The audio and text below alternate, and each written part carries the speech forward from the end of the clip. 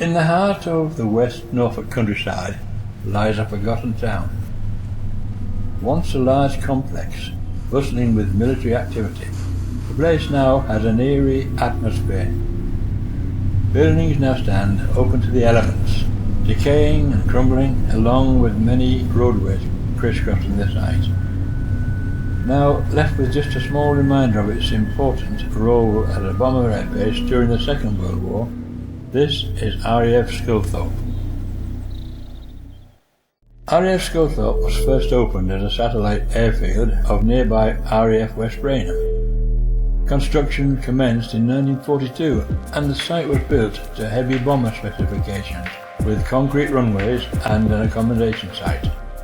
The site was later redeveloped as a very heavy bomber base, with work being completed in 1946. But much of the remains of RAF Sculthorpe you can see today came from the later refurbishment in 1949, when the site became occupied by the United States Air Force during the Berlin crisis and later the Cold War. At the end of the Cold War, the base became inactive, closing in the 1990s. This led to the United States housing being refurbished and sold off, now forming a village called Wickham Green. Most of the airbase's technical site now forms an industrial estate known as Taterset Business Park, which is also home to the infamous Tyre Mountain.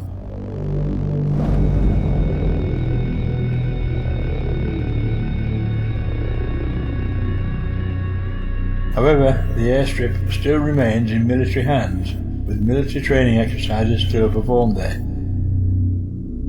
The airbase has one of the longest heated runways in Europe, and some believe that Sculthorpe has been kept on standby to accommodate the NASA space shuttle should an emergency occur. These buildings won't be here forever, so with our unnamed team of urban explorers, we take you on a virtual tour of a selection of buildings within the former airbase, explaining their former uses as well as showing you the buildings in their current condition.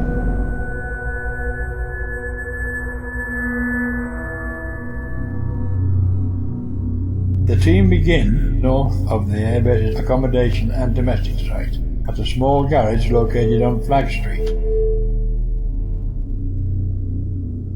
This small garage appears to have been used as a filling station with the remains of fuel pump equipment on the forecourt.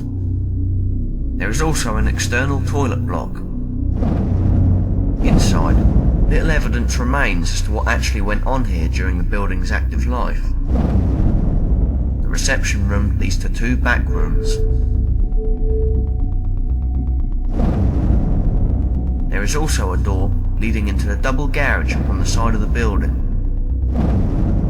We found evidence that the building has since been used as a marine workshop after the base closed in the 1990s.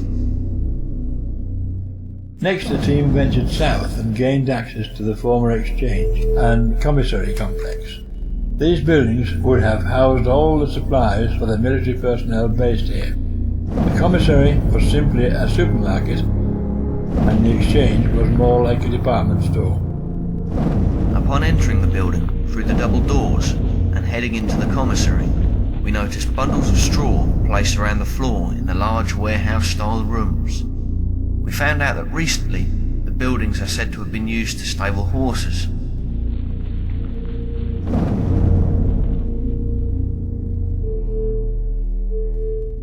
At the rear of the building are toilets. In the exchange building, many of the windows have been painted, giving the building a dark, mysterious atmosphere. A lot of the overhead ventilation equipment still remains, as well as the building's electrics. At the rear of the building, this room is said to have been the hairdresser's.